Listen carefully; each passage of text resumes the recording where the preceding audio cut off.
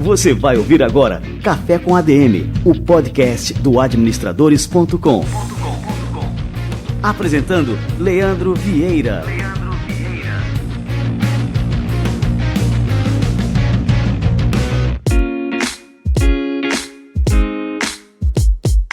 Fala galera, está no ar mais uma edição do Café com ADM, a sua dose de cafeína nos negócios. Estamos começando o nosso episódio número 123.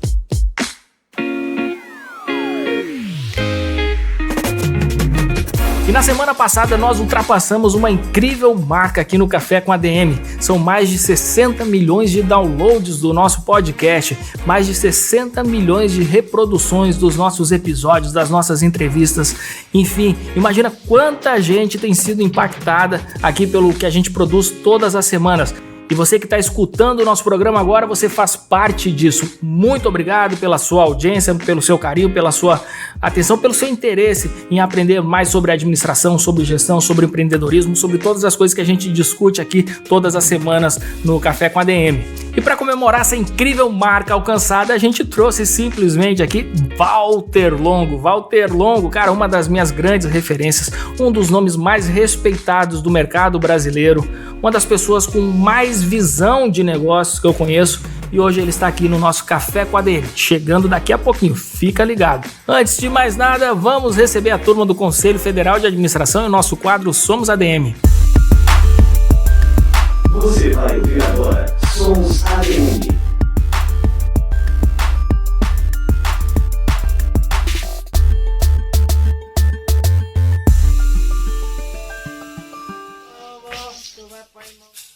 Trocar a infinidade de recursos naturais pela cidade grande foi a escolha da indígena Danila Feroiê, de 18 anos, que optou por estudar a administração em Parintins, no Amazonas. Morar longe da família, cultura e costumes nativos foi a alternativa que ela encontrou para melhorar as condições da aldeia onde nasceu e levar mais qualidade de vida. Vamos ouvir agora um trechinho dessa incrível história que a equipe do CFA foi conferir lá em Parintins e que você, ouvinte do Café com ADM, pode acessar em cfaplay.org.br. Eu quero e eu vou ser administradora para poder organizar a minha comunidade. Porque não é fácil indígena estudar. Me chamo Danila Feroiê, tenho 18 anos. Eu sou de Inhamundá, mas minha comunidade mesmo é Caçauá. Por que você resolveu fazer administração? Mas assim, pensando na minha comunidade. Assim, administrar algo novo entre a nossa sociedade lá. Para me atuar junto com os brancos, ajudando eles. Assim, para a minha cultura.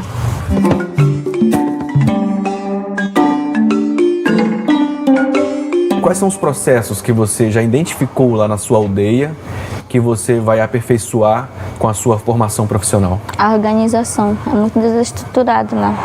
Tentar organizar em benefício dos indígenas, para eles mesmos. Você ouviu Somos ADM.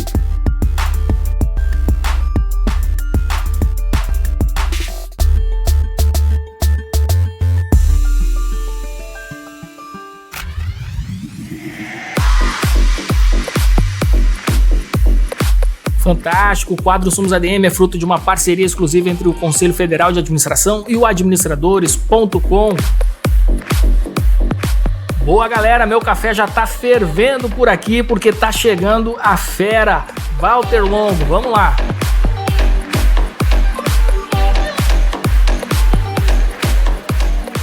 Walter Longo é publicitário e administrador de empresas com MBA na Universidade da Califórnia. É também empreendedor digital, palestrante internacional e sócio-diretor da Unimark Comunicação. Atualmente ele também é membro do Conselho de Administração da Sul América, da Porto Belo, da Nelway, ele é membro do Conselho Consultivo da MGB e da Cacau Show, é membro do Comitê Digital e mentor do Programa de Investimento de Startups do Hospital Albert Einstein, além de influencer do LinkedIn com mais de 500 mil seguidores. Walter Longo, que honra recebê-lo no nosso Café com ADM, seja muito bem-vindo. A honra e o prazer é meu. Vocês têm um veículo de comunicação que eu sigo e admiro há muito, muito tempo, e é sempre um prazer estar falando com você. Que legal, e é uma honra saber disso, viu, Walter? Mas saiba que é verdade. As pessoas falam isso às vezes de maneira, vamos dizer assim, polida, mas no meu caso é verdade. Acho que vocês fazem um trabalho excelente de realmente ir mais fundo nos assuntos. Hoje em dia os veículos de comunicação estão muito superficiais, né? As pessoas viraram scanners humanos, não leem mais quase nada, e as pessoas que têm interesse em se aprofundar em assuntos normalmente têm dificuldade em encontrar uma forma de fazer isso. E administradores têm sido sempre um local onde eu vou encontrar um pouco mais de profundidade temática. Que legal, e eu já começo o programa totalmente desconcertado, porque você é uma das minhas grandes referências, e ouvir isso de você realmente me deixa emocionado, né, de começar o programa, né, sabendo desse seu reconhecimento, de acompanhar nosso trabalho. Enfim, muito obrigado mesmo.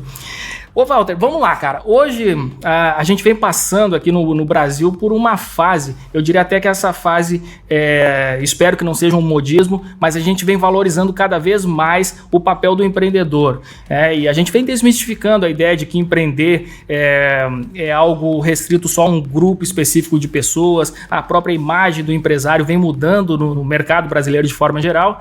E, enfim, as pessoas compreendem melhor hoje que a gente pode melhorar o mundo através do empreendedorismo, fazendo negócio. Na sua opinião, a que se deve isso, né, a esse novo movimento empreendedor brasileiro? Olha, eu diria a você que duas coisas levam o brasileiro a ter um índice de empreendedorismo maior do que a média dos outros países, vamos dizer assim, né? A principal razão é uma razão negativa, é a dificuldade e a crise. Faz com que as pessoas estejam sempre em busca de como é que eu me viro, já que eu não consigo emprego, já que eu não tenho formação. Então, esse é o lado, eu diria, negativo que leva ao empreendedorismo. O empreendedorismo pela falta de opção, né? E aí a pessoa compra um carrinho de cachorro-quente ou abre uma manicure, mas é muito mais pela falta de possibilidade do que pelo real interesse. Por outro lado, nós temos no brasileiro uma sociedade absolutamente early adopter, uma sociedade que gosta de adotar novas tendências, novos conceitos, é uma sociedade muito criativa. E por que ela é tão criativa? Por que ela é tão early adopter? Porque nós vivemos num país, durante os últimos 2 décadas, onde a gente estava mais preocupado com o fim do mês que com o fim do mundo, onde tinha que vender o almoço para comprar o jantar. Isso, se por um lado é ruim, por outro lado, criou no seio da cultura da população uma capacidade de improvisar, uma capacidade de ousar maior do que a média dos outros países. Na maioria dos países mais adiantados, há um conservadorismo, uma tendência a evitar mudança, evitar novidade.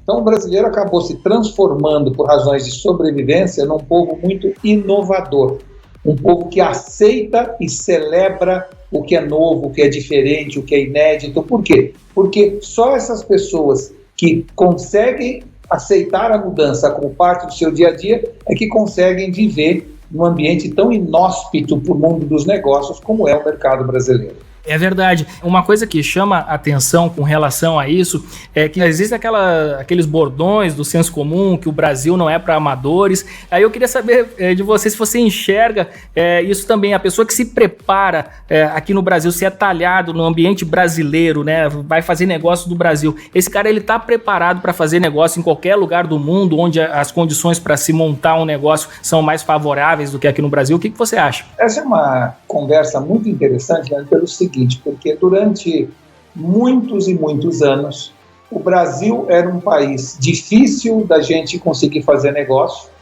pela falta de previsibilidade, pela mudança constante do mercado, pela imponderabilidade do que vinha acontecer no dia seguinte, por uma visão tático e curto-prazista das autoridades que faziam do nosso dia a dia um dia a dia massacrante. Então, se por um lado isso foi muito sofrido, foi muito ruim, inflação de 80% ao mês, né, deu, por outro lado, ao brasileiro, ao executivo brasileiro, uma capacidade de adaptabilidade e de aceitação do imponderável como parte do dia a dia, que hoje o mundo, no mundo inteiro, mudou. Se antes a gente andava para não ficar no lugar, agora a gente tem que correr para não sair do lugar. o mundo digital alterou as premissas do mundo dos negócios. Hoje, não há mais a capacidade da gente prever nada, as mudanças são muito rápidas. Então, em função disso, no mundo inteiro hoje, a situação é: as empresas precisam ser mais flexíveis, aceitar mais a inovação, não resistirem à mudança, ou seja, nós brasileiros fomos forjados para uma capacidade que hoje o mundo inteiro está exigindo. E nós temos sim uma vantagem competitiva por termos sido treinados a ser assim.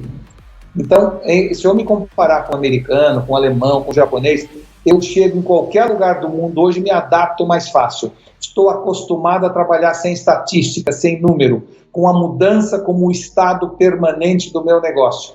Enquanto que pessoas que viveram as últimas décadas em locais ou em ambientes mais previsíveis estão tendo uma enorme dificuldade de se adaptar aos novos tempos. É interessante você falar isso, que realmente, então assim, o brasileiro, de uma forma geral, ele é mais resiliente, ele se adapta realmente de forma melhor a essas situações, mas por outro lado também a gente tem alguns gaps educacionais que acabam dificultando o aproveitamento das oportunidades que esse novo mundo acaba naturalmente gerando. Você acha isso, que a gente ainda tem que melhorar muito na parte, por exemplo, educacional, para a gente estar mais ciente das oportunidades que nos rodeiam, ao mesmo tempo que a gente tem essa resiliência, essa adaptabilidade mais elevada?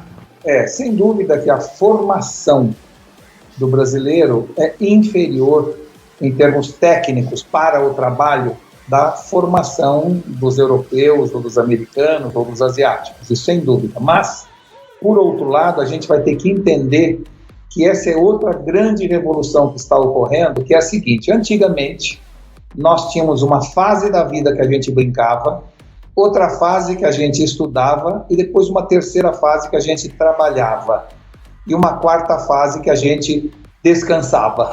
A vida estava definida por essas 4 fases, tá certo? É verdade. Hoje o mundo mudou. Hoje a gente vai ter que brincar, trabalhar, estudar e descansar a vida toda ao mesmo tempo. Então, em termos de educação formal, sem dúvida o brasileiro fica aquém dos povos mais desenvolvidos.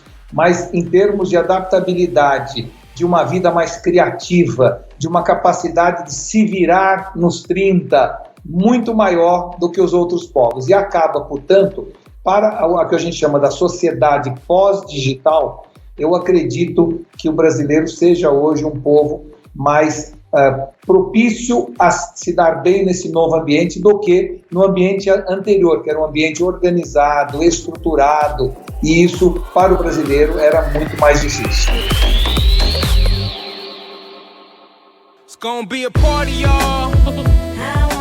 E me diz uma coisa, falando de marketing agora, né? Um dos maiores desafios do marketing atualmente é conseguir a atenção dos seus públicos, né? Eles são impactados por centenas, milhares de informações todos os dias, a todo instante.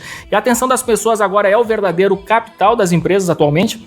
Olha, eu diria que são 2 tipos de capital que nós precisamos adquirir. O primeiro capital é, sem dúvida, a capacidade de engajamento. A luta não é mais por audiência, e sim por atenção. E a atenção é a matéria-prima mais escassa hoje. Por quê? Porque nós decuplicamos o volume de mídias, telas, assuntos, temas que hoje nos assolam, mas o tempo não aumentou de 24 para 48 horas, continua sendo o mesmo tempo. Então, a disputa pelo nosso tempo e pela nossa atenção é talvez o grande desafio. A segunda coisa que é importante para as empresas, eu disse 2, né? A segunda é conhecer o consumidor. Antigamente, era fundamental para uma empresa conhecer o seu negócio. Agora, é mais importante ainda conhecer o seu cliente. E por que eu digo isso? Porque no mundo efêmero que nós estamos vivendo, pessoas não são, pessoas estão. Eu, como consumidor, mais importante do que se eu sou engenheiro ou advogado, se eu tenho 60 ou 65 anos, se eu moro em Alphaville ou moro em Recife, que são os meus dados, tá certo?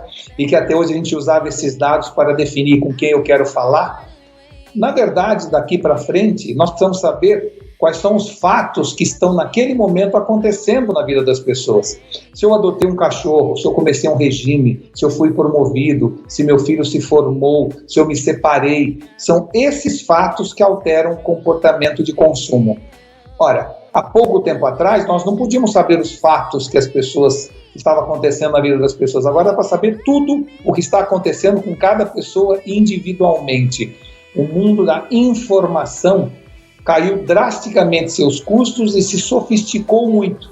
Hoje permite que uma empresa fale com milhões de pessoas individualmente, a custos permissivos. Então, o Big Data se transformou no grande diferencial competitivo dos negócios. Por um lado, eu tenho que gerar engajamento, mas eu só gero engajamento se eu for pertinente, se eu souber o que está acontecendo e qual o interesse daquela pessoa naquele momento.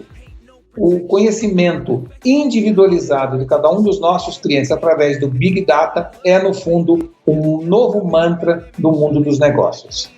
Cara, e isso aqui é importantíssimo, assim, eu sempre gosto de frisar, porque como a gente está numa mídia aqui, a gente está num podcast, eu falo para o nosso leitor, volte a fita para ouvir o que o Walter acabou de falar agora, porque isso é extremamente importante, é uma lição que todos os nossos ouvintes têm que assimilar, porque algumas empresas, Walter, eu tenho essa impressão que, por exemplo, a gente fala, olha, hoje em dia a atenção é um dos ativos mais importantes, beleza, aí algumas empresas não compreendem corretamente essa mensagem e saem em busca da atenção de uma forma até desastrosa, né? E acabam criando verdadeiros vexames, né? Tentam buscar atenção através a gente teve um caso recente daquela empresa que fez um ensaio fotográfico com pessoas cobertas de lama, né? Fazendo uma referência ali à tragédia de Brumadinho.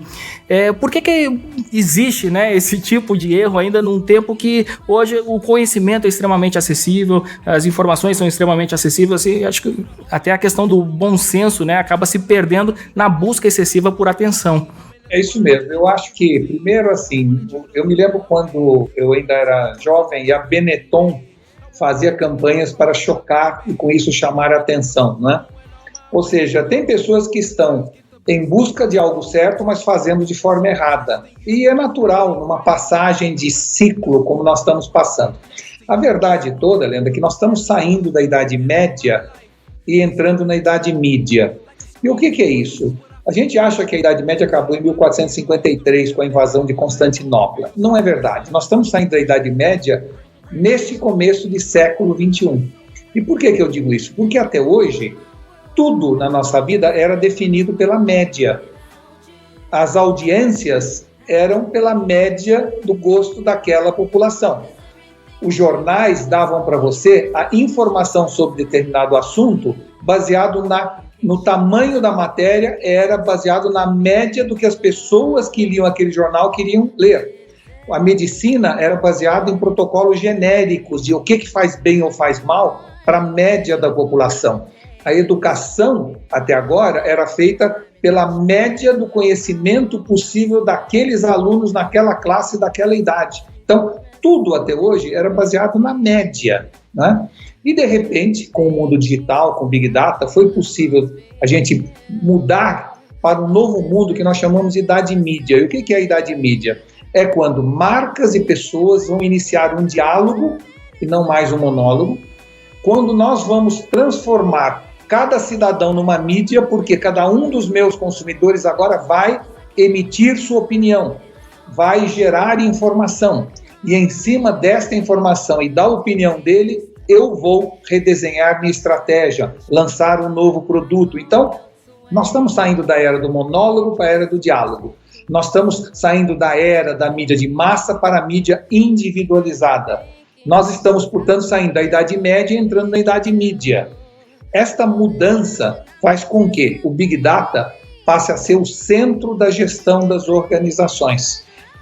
Eu tenho certeza que muito em breve não vai mais existir empresas de automóvel, celular e seguro. Vão existir empresas de Big Data que, por acaso, vão vender automóvel, seguro ou celular. Ou seja, o Big Data vai assumir uma posição central na gestão das organizações. Por quê?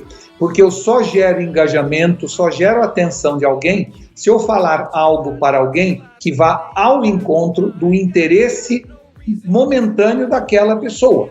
Por que o Google cresceu tanto como ferramenta de opção de mídia? Porque na hora que eu procuro hotéis na Itália, ele vem com um monte de informação para mim. Daquele momento, o meu interesse é procurar um hotel na Itália. E se eu quiser comprar um pneu, eu estou buscando no Google, imediatamente alguém que vende pneu vai falar comigo naquele momento que eu quero.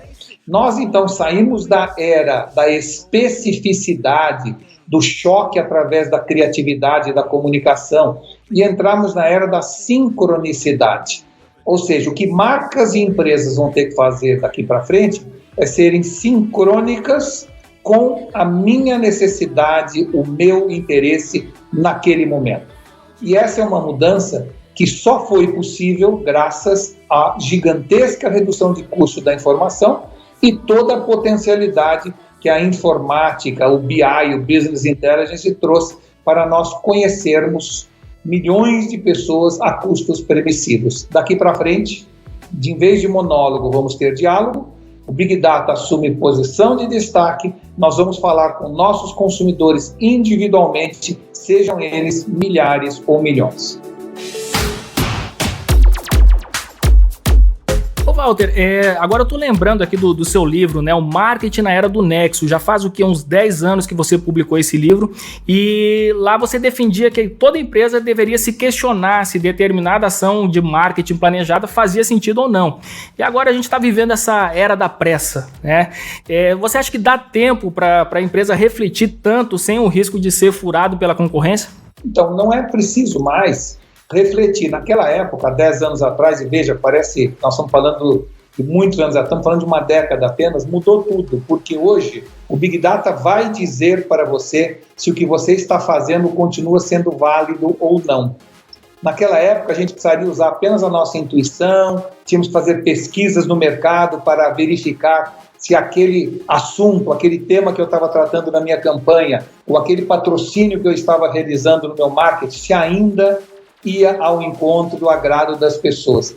Hoje, com as redes sociais, com os dados não estruturados, com a possibilidade de eu, vamos dizer assim, trazer para os meus algoritmos toda a informação do mundo, e os algoritmos vão me dizer o que é pertinente ou não, o que ainda é válido ou não, faz com que, de certa maneira, o Big Data não somente me permita comunicação individualizada, mas mais do que isso, insights 24/7 do que é ou não válido, do que faz ou não sentido para aquele momento do meu consumidor. E é isso que vai determinar o nexo nas organizações. Antes o nexo era feito na ponta do lápis, no cálculo e na pesquisa. Agora o nexo pode ser gerado a partir de uma central de informações algorítmica que me dê o tempo inteiro a informação do que continua sendo válido ou não, do que é pertinente ou não, do que as pessoas querem naquele momento ou não. A efemeridade se juntou à sincronicidade e esses dois elementos é que vão gerir daqui para frente o nexo nas organizações. E como é que você acha que essa mudança deve impactar agora, voltando para a questão da formação dos profissionais de marketing? Você acha que essa formação tradicional, onde a pessoa passa ali 4 anos na faculdade, depois ingressa numa pós-graduação, você acha que esse modelo ainda é válido nos dias de hoje ou ele deve ser mesclado com as outras opções de aquisição e construção do conhecimento que a gente tem hoje de forma abundante nos meios digitais? Quando você vê, Leandro, empresas como Google ou Apple contratando pessoas sem mais dar importância a diploma universitário, você vê que alguma coisa está mudando no cenário, né? Você vê que, vamos dizer assim, a formação acadêmica perde um pouco de importância para outras características. Então, eu hoje, pessoalmente, considero que a formação acadêmica e a experiência anterior são condições essenciais, mas não suficientes para eu contratar alguém. E quando eu digo eu acho que as empresas em geral estão, de alguma maneira, nessa nova vibe, que é a vibe de pensar que, além da formação e da experiência anterior, algumas características são fundamentais nas pessoas para valer a pena contratá-la. E eu poderia resumir isso para você dizendo o seguinte: daqui para frente, independente do cargo, da função, da missão da pessoa que eu vou contratar, eu só contrato CEOs. E o que é um CEO? É uma pessoa que tem as características de curiosidade, entusiasmo e otimismo, daí a sigla CEO. Ou seja, curiosidade para querer saber cada vez mais as coisas e aprender novas informações, novas tecnologias para continuar atualizado. Entusiasmo para, no ambiente de mudança constante, ter entusiasmo pela própria mudança, entendendo que não é mais uma fase, mas é algo definitivo. E otimismo no sentido de inocular nos seus colegas, no seu grupo, essa visão positiva de vamos mudar e vai ser melhor sempre. Então, se eu não tiver ou não sentir características de curiosidade, entusiasmo e otimismo nas pessoas que eu estou entrevistando, eu simplesmente não contrato, por melhor que seja a sua formação acadêmica e por melhor que seja a sua experiência anterior. Daqui para frente, curiosidade, entusiasmo e otimismo é o tripé que vai permitir às pessoas não apenas serem boas, mas continuarem boas.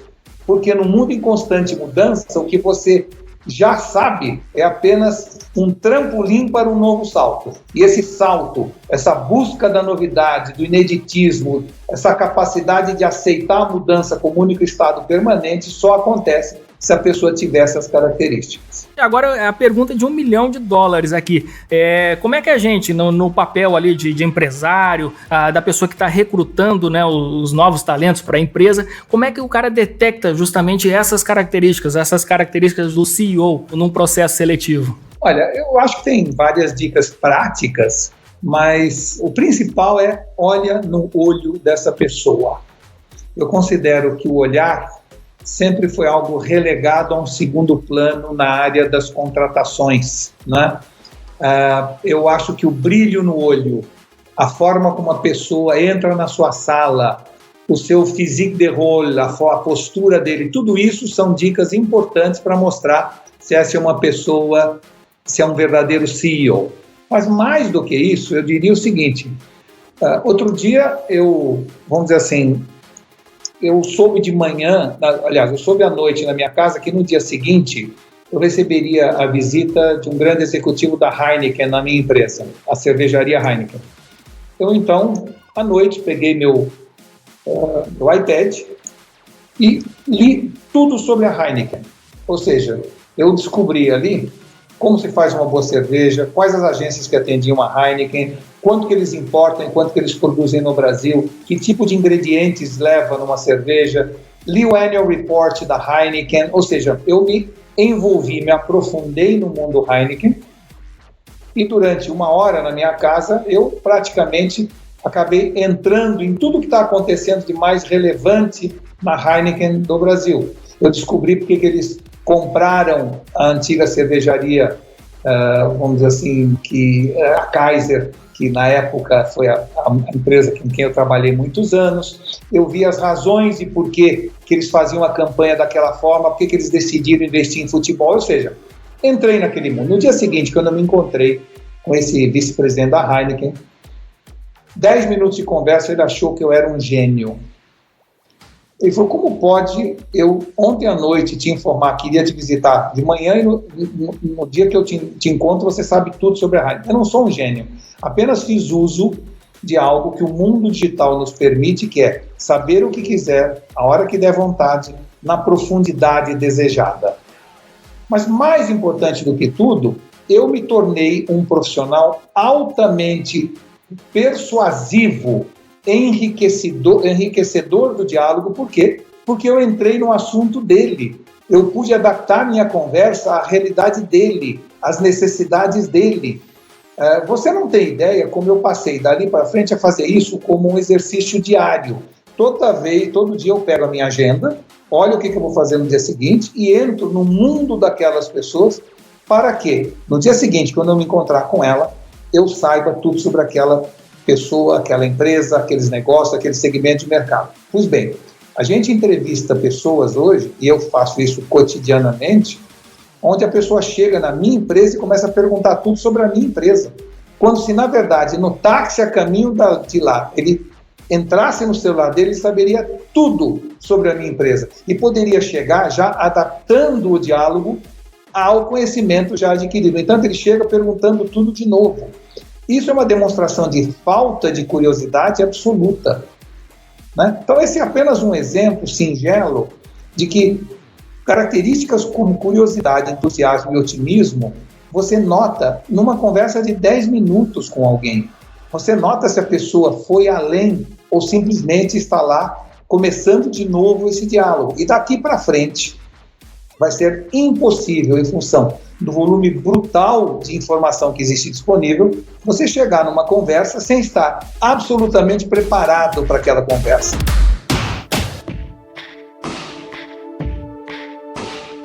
Ô Walter, eu queria tocar agora num assunto aqui que você se tornou, você sempre foi um profissional extremamente conhecido no mercado, mas há alguns anos você participou ali de várias edições do programa Aprendiz, ali ao lado do Roberto Justus. Eu queria que você contasse um pouco dessa experiência, porque ali realmente eu me tornei o seu fã, foi ali que eu tive a oportunidade de conhecer, e que cada participação sua no programa, eu quero deixar isso aqui bem claro, cada participação sua para mim valia como uma aula de um MBA. Eu sempre achava assim extremamente interessante todas as suas colocações ali naquela sala de reuniões, né, como é chamada ali, aquele momento do programa em que os candidatos ali são chamados ali para conversar tanto com o Roberto Justus ali, com os conselheiros, né? Eu queria que você contasse um pouquinho dessa experiência, né, e também falasse sobre a importância do programa de ter colocado ali a questão do mundo dos negócios na pauta cotidiana brasileira. Foi uma experiência muito rica, não sei se são 7 ou 8 vezes, 7 ou 8 anos que eu participei, né? E eu diria que eu provavelmente aprendi mais participando como conselheiro do que os candidatos como aprendizes. E por que eu digo isso? Porque o aprendiz como formato de programa é um programa que simula, de alguma maneira, a realidade do mundo dos negócios ou das empresas. É um microcosmo que funciona exatamente como funciona uma organização. Então, primeiro, a gente pegava 120 mil pessoas que se inscreviam e selecionava 16 pessoas. Então, você já tem lá a nata da competência, né, de selecionar dentre 120 mil pessoas apenas 16. Depois, a gente pegava essas pessoas e dava a elas um choque de estresse profundo. Ou seja, essas pessoas eram sujeitas a um volume brutal de estresse. 3 meses afastado do convívio da família ou de qualquer outra pessoa que eles conheciam, sem nenhuma informação vindo de fora, ficavam trancados dentro de um hotel sem acesso a nenhuma informação. E mais do que isso, não sabiam o que iam fazer no dia seguinte, se iam para o Nordeste ou iam para Disney World. Se a tarefa era vender, comprar, trocar ou simplesmente apresentar em PowerPoint um novo produto para um grupo de especialistas. Ou seja, eles viviam num estresse tão profundo o tempo inteiro, porque o objetivo daquele programa era descobrir talentos para nós contratarmos depois. E muitos deles foram contratados por nós e por clientes patrocinadores que viam nessas pessoas qualidades muito boas. Agora, muitos deles cometiam erros estratégicos brutais, e é isso que tornava divertida a sala de reunião, porque eles falavam muita bobagem, tomavam decisões equivocadas, né? E é interessante contar para vocês o seguinte: eles eram pessoas muito competentes, mas às vezes pareciam idiotas. E por quê? Porque, no fundo, qualquer pessoa sob influência forte do estresse, o córtex pré-frontal do nosso cérebro, quando a gente toma as decisões, onde gera nexo, onde tem o bom senso, ele acaba desligado por uma parte interior do cérebro que se chama amígdala, e que é responsável pelo lado mais, vamos dizer assim, selvagem e primitivo do homem.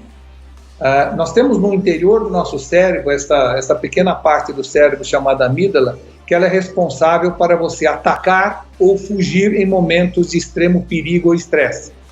A gente volta à nossa função de selvagem, e ela normalmente nesse momento não vai deixar você calcular nem pensar nada, ela simplesmente age. Acontece que em ambientes de extremo estresse, a amígdala então tem o poder de desligar o córtex pré-frontal, e a gente comete as maiores bobagens em função de perder o bom senso, perder o nexo e etc. Então, o que era interessante a gente perceber? Que pessoas extremamente competentes, sob estresse, ficavam absolutamente incompetentes. E o que a gente buscava lá era selecionar as pessoas que, mesmo sob estresse, tinham a capacidade de manter o córtex pré-frontal funcionando.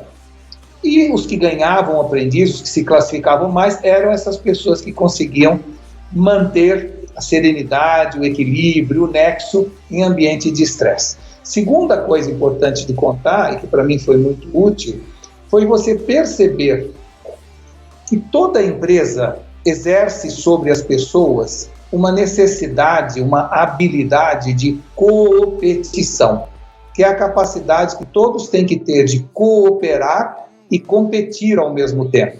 Ou seja, quando eu estou numa organização, eu tenho que colaborar com a organização para que a organização vença a sua concorrência, mas eu tenho que competir com os meus colegas para amanhã ser eu a pessoa promovida ou que assuma uma posição de destaque.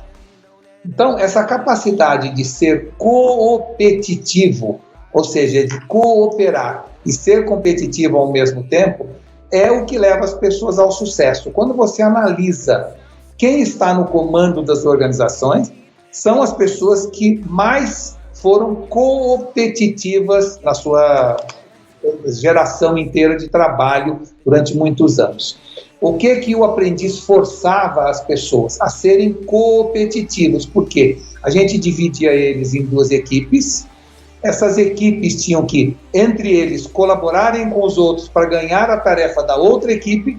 Por outro lado, eles tinham que disputar entre eles, não é, a maior, vamos dizer assim, importância dentro daquele grupo para que eles fossem escolhidos como líder na tarefa seguinte. Isso significa que um exemplo, um microcosmo da corporação acontecia ao vivo lá no aprendiz. Então, para mim, foi um exercício muito grande, quase como um MBA, eu poder ver ao vivo, no microcosmo, de maneira acelerada, esse ambiente competitivo transformado em realidade.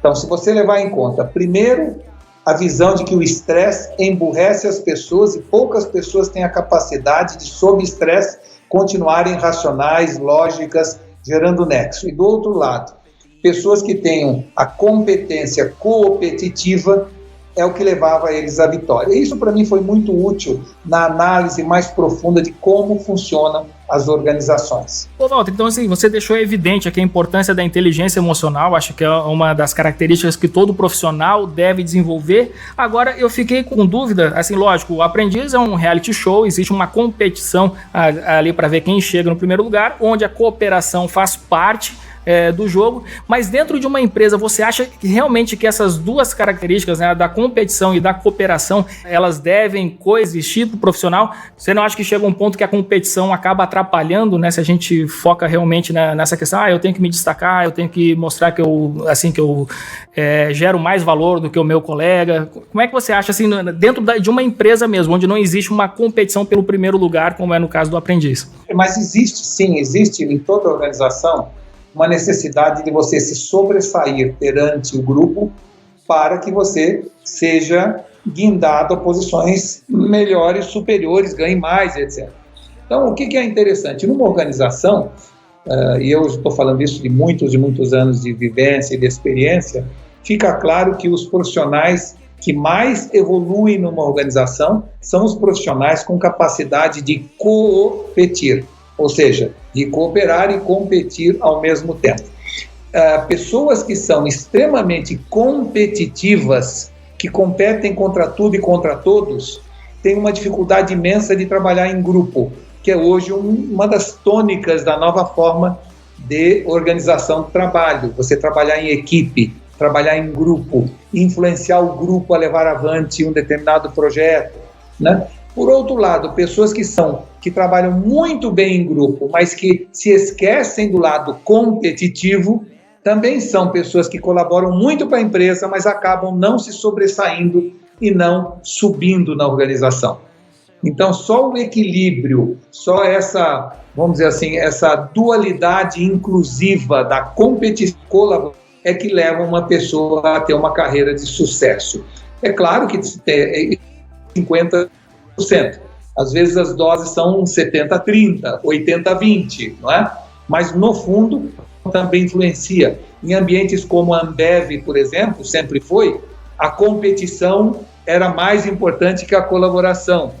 Em empresas como a Cacau Show, a colaboração é mais importante. A cultura da organização, o espírito de equipe, isso tudo influencia, mas sem dúvida o profissional que sobe, o profissional que evolui, o profissional que consegue os postos mais altos nas organizações são aqueles que conseguem equilibrar, de acordo com a cultura da organização, as características de colaboração ou cooperação de um lado e de competição do outro. E eu chamo de competição a competição saudável, a competição de que se eu sou vendedor, eu quero vender mais que qualquer... E se eu sou marketing, eu quero rentabilizar aquele dinheiro, aquele valor que me deram da melhor forma possível para a organização. Não é competição tão selvagem quanto o aprendiz, mas aquela competição sadia de fazer o melhor de mim, de gerar uma filosofia na empresa de mais com menos.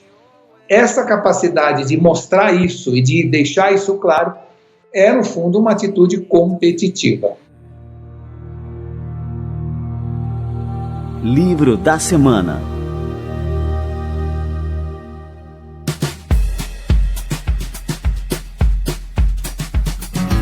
Ô Walter, antes de te liberar para o almoço, a gente está fazendo essa entrevista agora, são 1h10 da tarde, eu queria só que você deixasse uma dica de leitura, aqui, um livro que você leu que é realmente marcante, né, e que os nossos ouvintes vão se beneficiar dessa leitura também. Olha, eu evidentemente tenho lido muitos e muitos livros, porque continuo achando que uma das formas de você mais conseguir ter vamos dizer assim, a capacidade de aprender continua sendo leitura. Mais recentemente, aliás, estou lendo nesse momento, estou gostando muito, são as 21 lições do século XXI, do Yuval Noah Harari. Esse é um livro que já tem em português, eu por acaso estou lendo em inglês, 21 Lessons for the 21st Century, e é um livro extremamente insightful, extremamente profundo nas análises que faz. Cada capítulo eu leio e depois faço uma análise interna minha de tudo que eu aprendi, tudo que ele mostra, e é um dos livros que mais está me ajudando a decifrar o que vem por aí. Quais as tendências, as mega tendências que estão chegando nesse momento no mercado. Então, recomendo muito. 21 lições do século XXI, ou para o século XXI, do Harari. É uma grande dica e eu recomendo muito.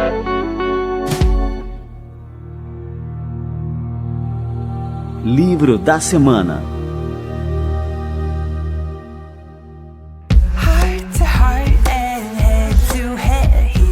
E agora, para a galera grudar em ti, acompanhar todo o teu trabalho, o que a gente tem que fazer? Olha, eu não sei, quem quiser, vamos dizer assim, ter acesso a tudo que eu normalmente faço de palestras, etc., eu tenho Walter Longo no YouTube, que é, vamos dizer assim, o meu canal no YouTube, onde tudo que eu tenho feito em matéria de, vamos dizer assim, de palestras ou do lado acadêmico, eu ponho lá. Ou outra forma de ler meus artigos, matérias, ou acompanhar o que eu tenho feito no dia a dia profissional, entrar também em Walter Longo no LinkedIn, onde eu tenho, como você falou, mais de 550 mil seguidores e se transformou numa comunidade que troca ideias o tempo inteiro, e a gente tem assuntos muito interessantes que eu tenho postado lá, tá bom? Show de bola, Walter Longo, que honra, cara, foi bom demais o nosso bate-papo de hoje, Café com ADM aqui totalmente turbinado de cafeína, cara, muito obrigado mesmo, viu, Walter? Obrigado e parabéns pelo bom trabalho que vocês têm feito, viu? Cara, show de bola, eu que agradeço aí, viu?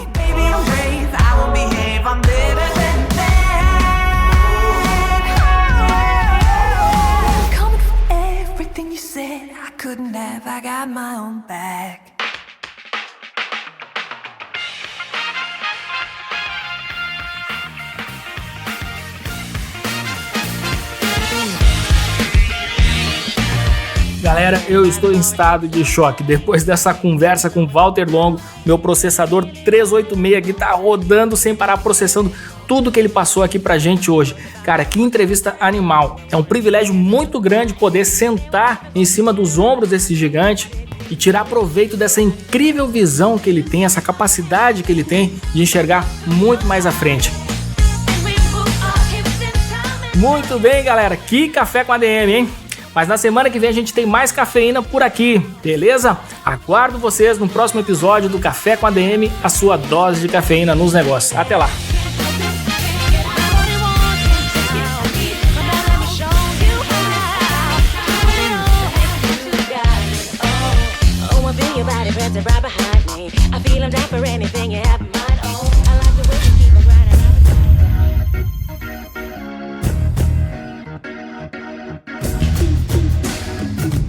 Você ouviu Café com ADM, o podcast do administradores.com.